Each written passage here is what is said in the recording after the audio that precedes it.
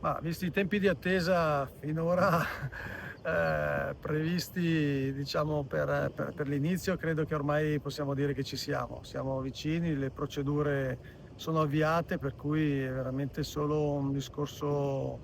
di tempistica pratica per quelle che sono le procedure di assegnazione dell'appalto. Oggi questo sopralluogo è stato molto importante anche per mettere in condizione il presidente Lapartien di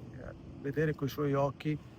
quella che è la situazione già di base, ma soprattutto per capire anche come questo impianto potrà essere realizzato ipoteticamente per metà del 2027,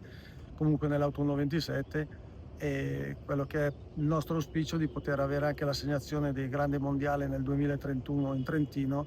per il quale questo impianto e questo velodromo sarà sede appunto delle gare su pista.